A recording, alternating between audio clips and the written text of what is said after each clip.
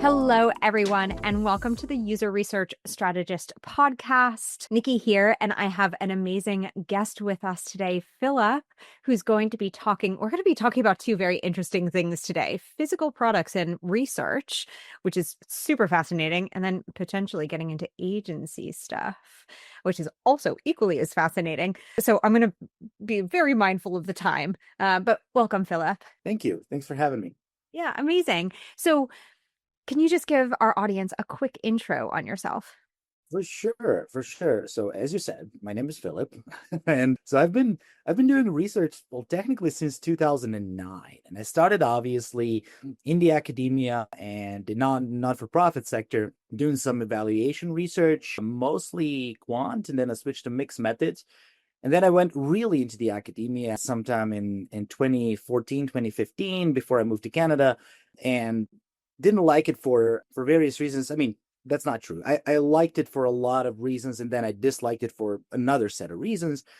But then when I moved to Canada, I realized that researching and research in the business sector is something that I really like, mostly because of its speed and the changes that my research can make tomorrow. Me being me, and I'm a very active, almost ADHD-like person. Nowadays, everybody kind of has ADHD because of the phones and, but I like changes to happen right away. That's what I'm trying to say. So, and that's really where I fit well with businesses is like, hey, I do good research, high quality research, and then you make changes and it works and it's perfect. So that's kind of what I like to do nowadays. And I am the founder of Ruthless Insights.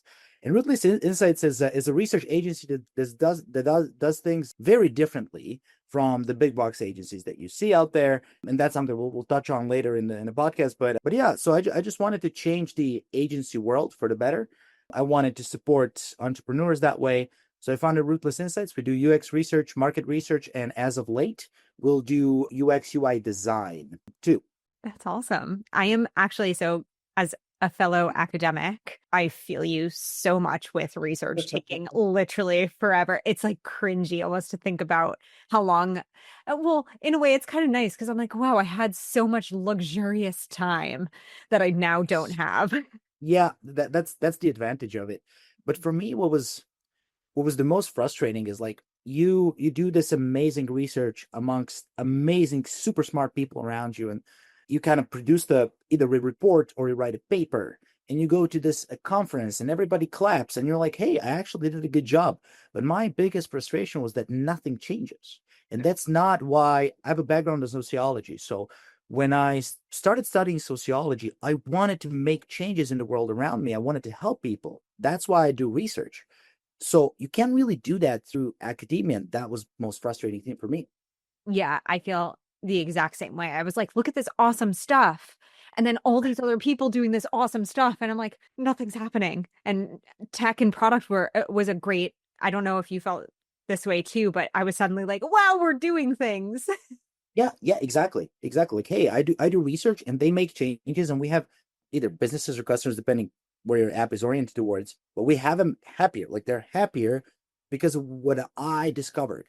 Yeah. I think that's the most rewarding job in the world, to be honest with you. Like, I don't know, Yeah. maybe being a doctor comes before that, but this is like, you know what I mean? Like you actually get to save lives. But Yeah. with our job, I mean, you get to help people, both the businesses to make more money and the people using the product, which is again awesome. Yeah, absolutely. I'm in that same world with you. I think we're slightly biased, but hey, I mean, I mean, if you're not passionate about what you do, if you're not biased towards what you do, maybe you should find a different job. amazing. So let's hop in to physical products because I know a lot of us sit in the space of researching digital products, and I've only worked with a few researchers, and I've only done one research project on a physical product. And so I'd love to hear, what's it like? Well, again, it's good and bad. There's things about digital products that you simply don't get. You don't get the privilege in researching physical products. For example, as you know, like there's this notion of either rapid research or like design sprints that you get with digital products. You don't get that with physical products simply because of the fact that let me take something off of my desk the moment. Okay, but this is very close to what I actually did research on. This is a screwdriver, right? Very simple product, you think. but like there's a lot of things usability wise that you need to think about, like the grip, the material on the grip, whether that will slip and people start getting sweaty, how long it is, like what's the deal with this thing, like how big it is, right? Whether it'll chip when you start. So there's like material concerns and obviously usability concerns and whatnot associated to it. But the main problem is when you make a physical product, there's no going back. Yeah. So sure, you can get away with prototypes, but you also need time to make that prototype. So you don't get as many iterations. At the very least, you're not getting as many iterations as with digital products. A/B tests, much harder to conduct. So the way you go about that is that you're very diligent with your discovery stage, your exploratory stage of the research, right?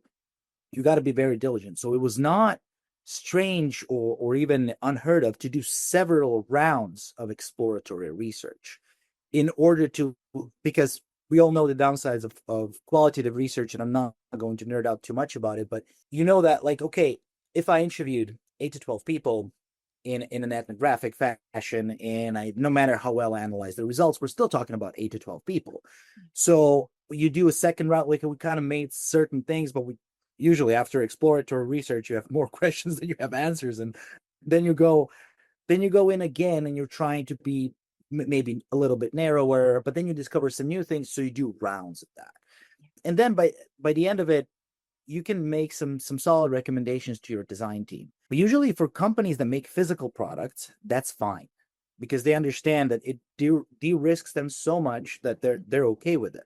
Because again, if I launch 1 million of these screwdrivers, that's, I don't know, several $1,000,000, and if plus the investment in the development and all of that comes before actually making a screwdriver, then we're talking about several $1,000,000. They don't mind cashing out tens of thousands of dollars for research in order for them to make a good product, because again, there's no going back. Yeah, I love that. I feel like there will be several researchers who are listening to this who is like, I get to do several rounds of discovery. That sounds great. I mean, be careful what you wish for. because like the ROI when it comes to us researchers investing so much, because like, as researchers, when you do these exploratory research, you're kind of in a mud when it comes to what you're getting as types of information from your participants. And sure, you analyze it, but you're still in that mud, and that's not a nice feeling. A way better feeling is like when you do a usability test and you see what works and what doesn't. And sure, you get to ask some questions and figure out why it doesn't work, but it's very concrete. Yeah. Exploratory research by definition is not and should not be. Yeah. So you get to do several rounds of that. I think it's good for you as a researcher, but it's also frustrating to a degree. So then again, that's why I say be careful what you wish for. Yeah, absolutely. Because with the discovery research, you're just sitting so much in the abstract, and as you said, you end up at the end of most discovery sessions, you end up with more questions than answers. And you're like, oh, okay. Yeah. And especially like if you're delivering these very vague and general information to your stakeholders, they become a much harder sell as well. It's like, hey, you know what? People are not really thrilled with the grip. And then I'm using this screwdriver example, and I'm going to milk it probably by the end of this podcast. Go for it. Because I'm stuck with it. Like, I don't know, people are not really satisfied with the grip or I don't know, or the material or whatever. But then you got to make a different type of prototype that needs to be close enough.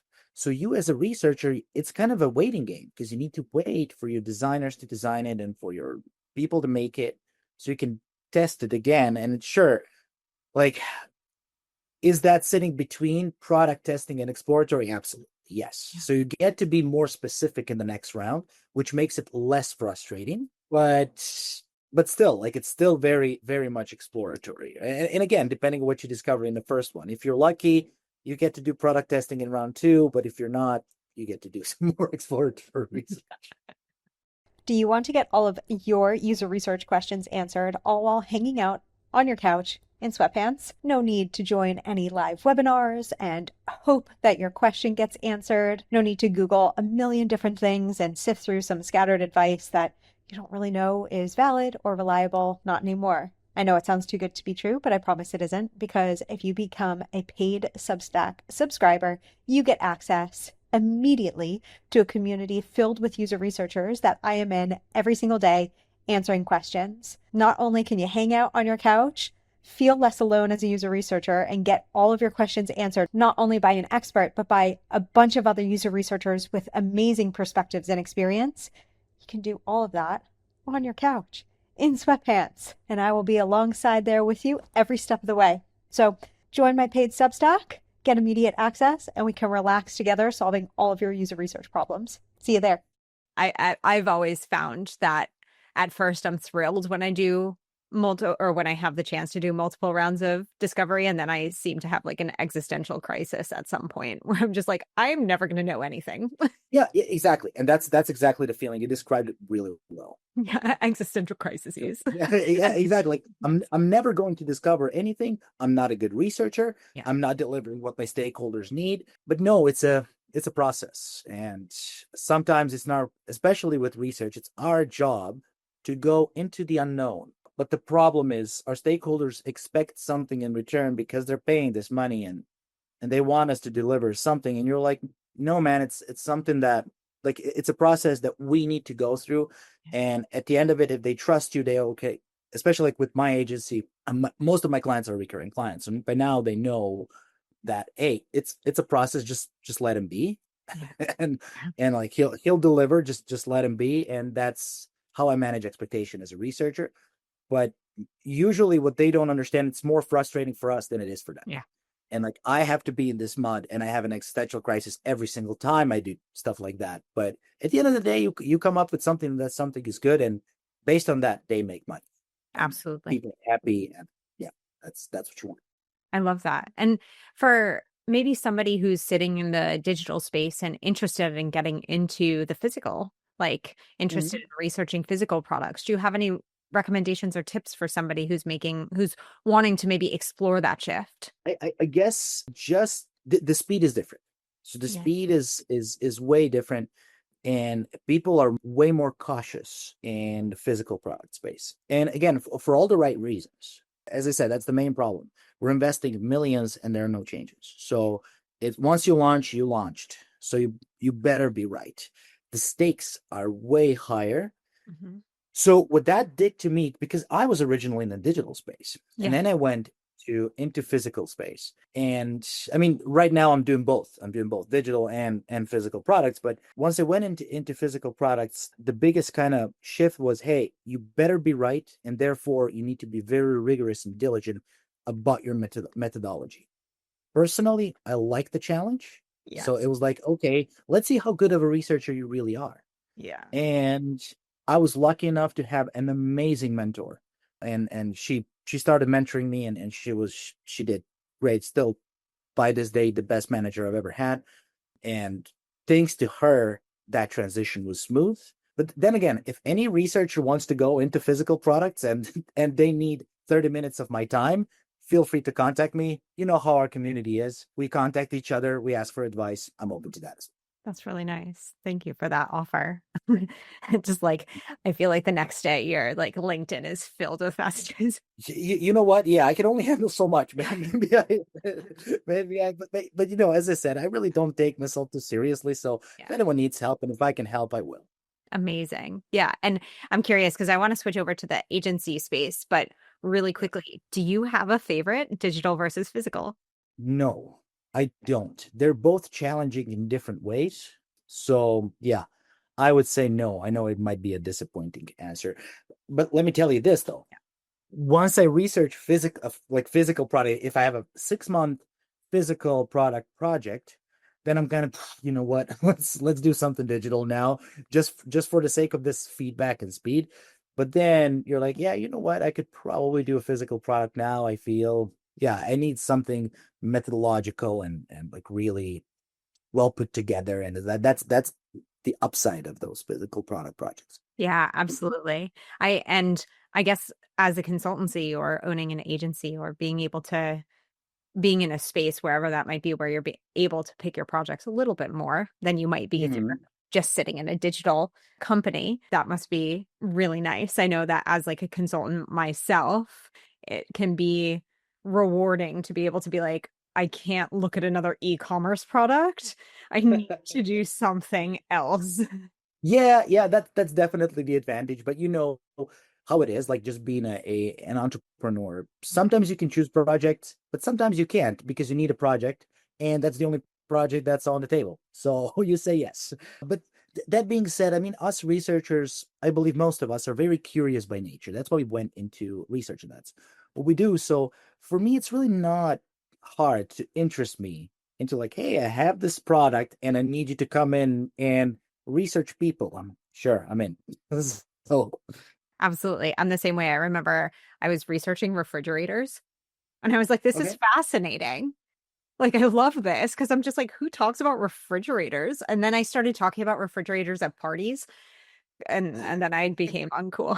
So, Yeah, we're really fun at parties. I yeah, spent a lot of my time researching plumbing products like pipes and fittings, and you nice. wouldn't believe how much UX goes into these things. Yeah, But yeah, I'm still not fun at parties, but you know, I'm fun to myself. So, that's all that matters.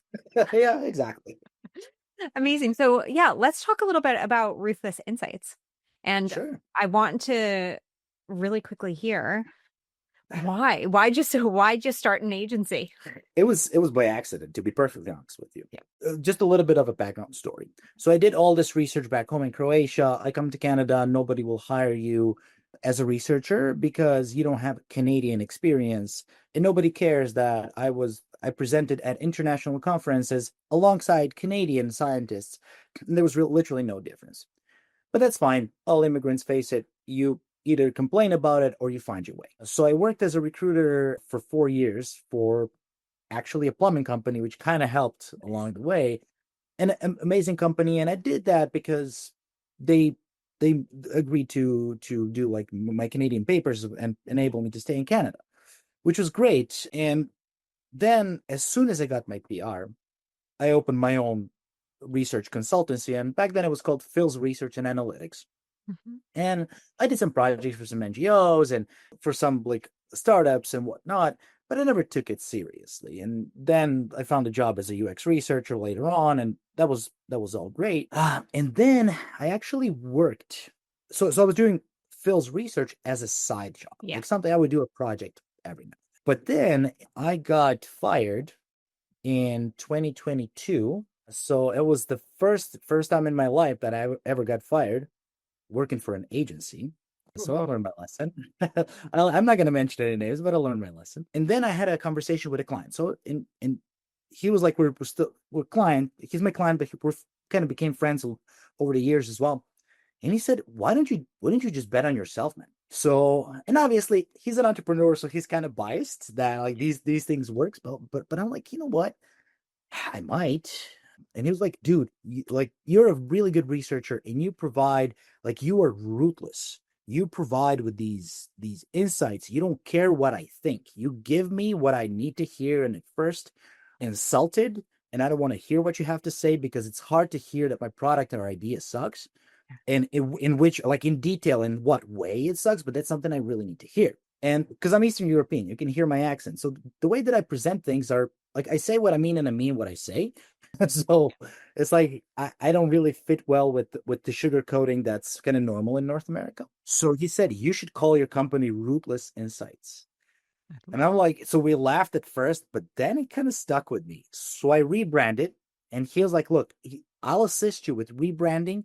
And he still works as a consultant for Ruthless. And I decided to do things better than the agencies. And now that I have experience both as an employee and as someone who in previous engagements as an employee at different companies like in-house, we hired out agencies. I see what they do wrong, or at least I think I see what they do wrong. I might be wrong, and my business might fail, as we might all, like all businesses might fail along the line, but I think I got it right.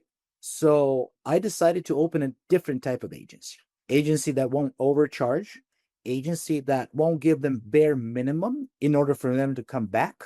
Yeah. So essentially what Ruthless is it's the equivalent of your neighborhood plumber. And sure, you can hire one of those big companies. Absolutely. They have huge overheads and they're probably doing a good job too. Don't get me wrong. There are many honest and great agencies out there, but you can also hire a neighborhood plumber. It takes you a while to trust him because he doesn't have this huge overhead, doesn't have this huge branding and all of that. But then he does one job for you and then he does another and another. And you're like, this guy is my go-to. So what you do, because he's not too expensive, you do plumbing work more often because, hey, like as soon as something breaks, I can actually afford the guy. So I call him every single time. It's the same thing with Ruthless. I do research and I can do it more efficient and cheaper simply because I have more experience and my contractors working for me and make sure their experience, their strategy is on point. So we do research, we do high quality research for less money, significantly cheaper. And when I say significantly cheaper, I mean like approximately three times cheaper than a big box agency. Why are we cheaper? We don't have any downtown offices. We don't have HRs, diversity, equity, and inclusion specialists. None of that exists. We just do research. That's it.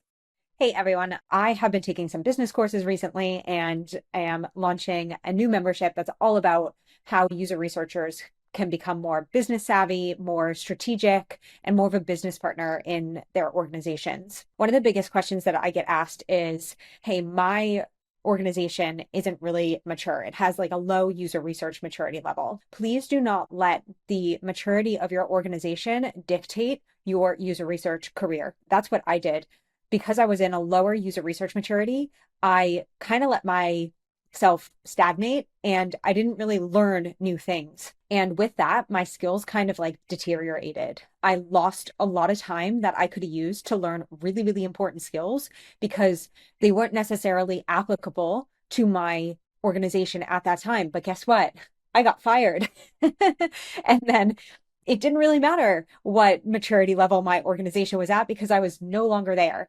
And I wished that I had taken the time to learn some of these skills because they would have been applicable at the next places that I went into. I know that it can be hard sometimes and frustrating when you're in a low maturity organization and you want to push things, you want to learn new things, but please, please, please don't let your current organization and their levels of maturity impact your future career because I promise you, you will not be there forever and you will need the skills that you need to learn in the future. Promise, promise, promise, especially with the user research industry changing and us hopefully moving into that more strategic space and operating more as business partners and innovation partners to our organizations. Also, if you want more details on my membership and how to become a little bit more business oriented as a researcher, check out the link that I have. And I hope that helps. I'm also curious because I've had a lot of people ask me, agencies, I've never worked in an agency setting. That's like the one space that I've never worked in. I've done pretty much everything else.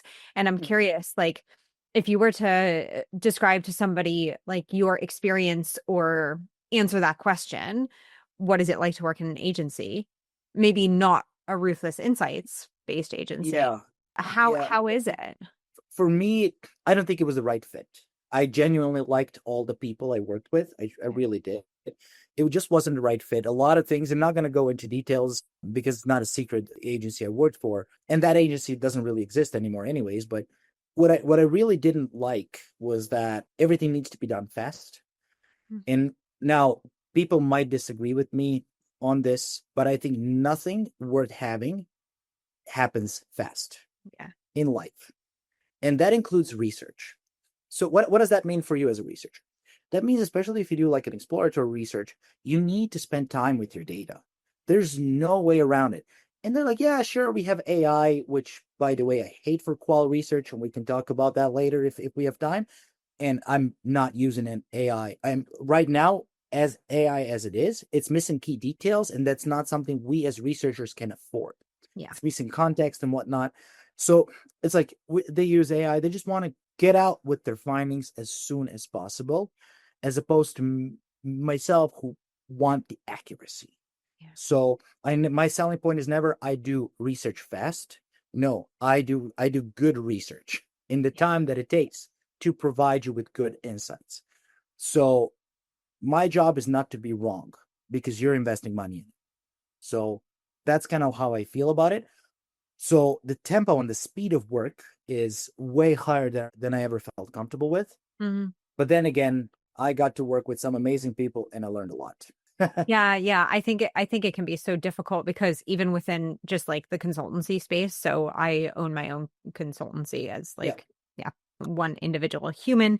It is quite nice sometimes to be able to jump on multiple types of products with multiple types of teams because you do get that opportunity to learn quite a lot. And I feel like you're forced outside of a comfort zone pretty regularly. At least that's what I have found within like that, like kind of like hopping vibe. Yeah, 100%. You get to that's honestly something I do like. The only thing is just managing expectations of your stakeholders. It's like, hey, this research can be done in, I don't know, a month. If everything goes well, that means you need to do your part with recruiting and establishing a team around me and whatnot. But I can be, and that's something I always communicate, I can be only as good as my stakeholders.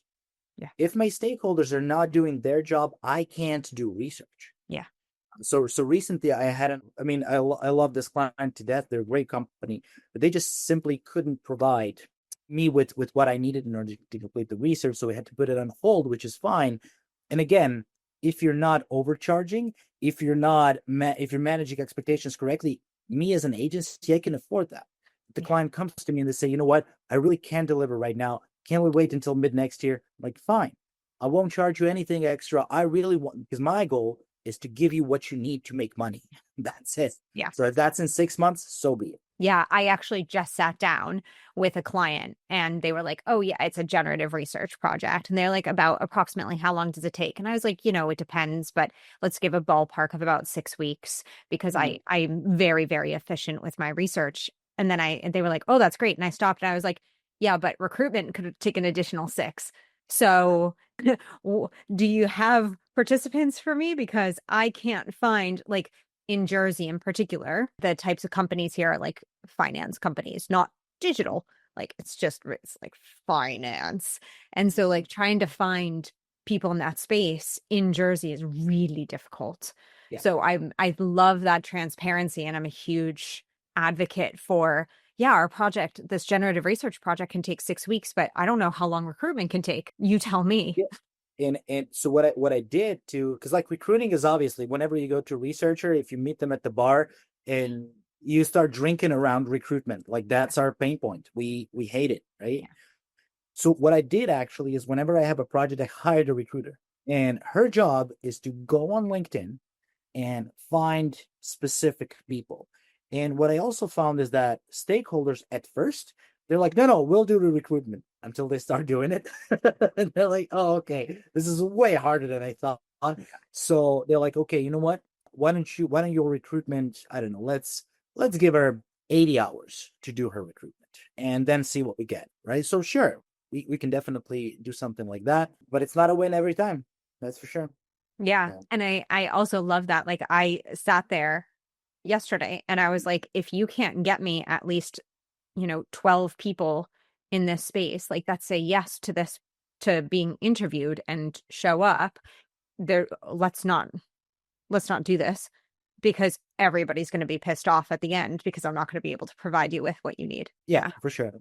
That's exactly how I do it. But it seems to me that everybody undermines how difficult research is until they start doing it. They're like, okay, this is like a serious project. Yeah, this is a process. Yeah, why do you do this? And I kind of like it and dislike it, what you just mentioned, especially like when stakeholders want to join you on your interviews, and if in instances in which they respect the interview process and don't hijack it mid interview, I'm sure you had those instances as well.